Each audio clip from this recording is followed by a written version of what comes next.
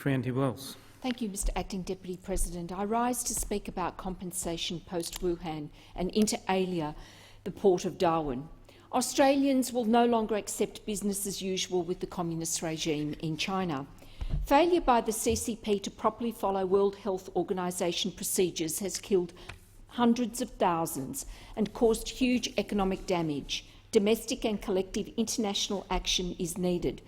Domestically, we need a clear plan to reduce our dependence on overseas supply chains and build domestic self-reliance and resilience. Supporting Australian-made will come at a price. Governments at all levels will need to re-examine procurement practices to favour Australian-made. I now turn to the plan for reparations or compensation. This necessitates an examination of the CCP's culpability, which was canvassed in the recent report by top UK think tank, the Henry Jackson Society in London, entitled Coronavirus Compensation. It clearly states that had the CCP provided accurate information at an early juncture, the infection would not have left China. China only reported to the World Health Organization on 31 December 2019, stating no evidence of human-to-human transmission. This contradicts reports in the South China Morning Post citing Chinese government documents of 200 cases by 27 December. Instead, China covered up and punished the doctors who sought to tell the truth. US intelligence reports refer to massive underreporting of cases, and the CCP has been desperately trying to rewrite the narrative.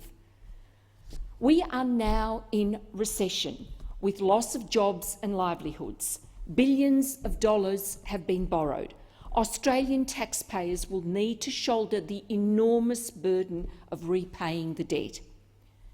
No Australian has been left untouched by the negligent actions of the CCP. Therefore, it is just that China pay compensation. Reparations are synonymous with monetary compensation. The Henry Jackson report makes the point that were the UK to pursue a claim against China and secure a judgment that mandated compensation, and were China to ignore it, the authors argue that the United Kingdom would be entitled to pursue any lawful means for collection of that judgment.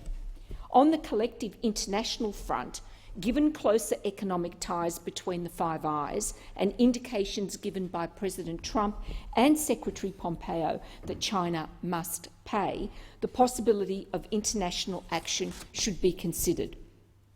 Firstly, look at whether assets owned by China or its state-owned entities in Australia can be seized, liquidated or in any way form part of a compensation claim. To extend its influence, China has poured billions into Australia to acquire assets, including the port of Darwin. Following the seizure of any assets, they could be refloated or sold. So will China retaliate if seizure of assets is part of a compensation claim? China is a totalitarian regime. Its history of non-recognition of international legal frameworks is well known. China is hardly likely to contest a legal claim. To do so would mean recognition of jurisdiction. Secondly, consider whether we halt repayment of Chinese-owned sovereign debt as part of any compensation claim. The Australian Office of Financial Management issues Australian government debt.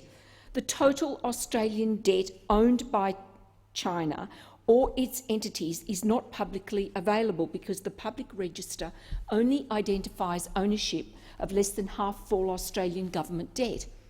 The extent of the debt we currently owe China and its entities is within the purview of the government.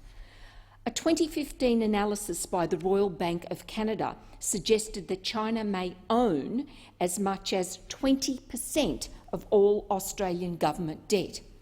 Collating numbers released in the IMF's quarterly update on foreign exchange reserves, RBC said it appeared China held around $130 billion of the $730 billion Australian government and quasi-government bonds in the market. Thirdly, seek to impose tariffs on Chinese imports as part of the claim. This is a blunt tool which the CCP is ready to use against us, and we should not be afraid to do likewise. Of course, this would further impact on the relationship, but judging by the ongoing threats by the CCP to Australia across many areas, it clearly doesn't give a damn.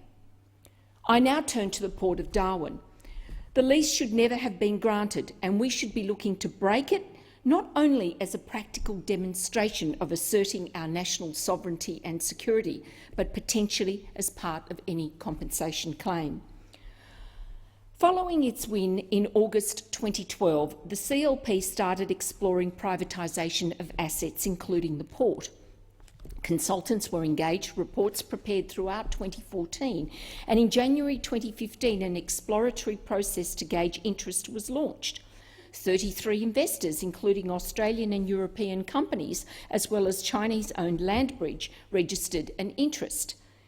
Media reports showed Landbridge was a subsidiary of the Shandong Landbridge Group, a private company founded in 2001, and that in 2013 its billionaire owner Yi Sheng was named by the Chinese government as one of the top 10, and I quote, individuals caring about the development of national defence, unquote.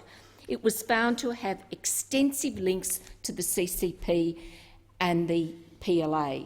Indeed, in an interview in Beijing in 2016, Mr Yi said the Darwin port investment fits the company's strategy to expand its shipping and energy interests and serve China's foreign policy goal known as One Belt, One Road. In February 2015, the NT Assembly appointed the Port of Darwin Select Committee. Its inquiry indicated the federal government had advised the NT government the port was better privatised than continuing in government hands. Key recommendations in its April 2015 report were that an Australian entity control the lease and that there be FIRB and defence consultations regarding the strategic and security risks of a potential international investor.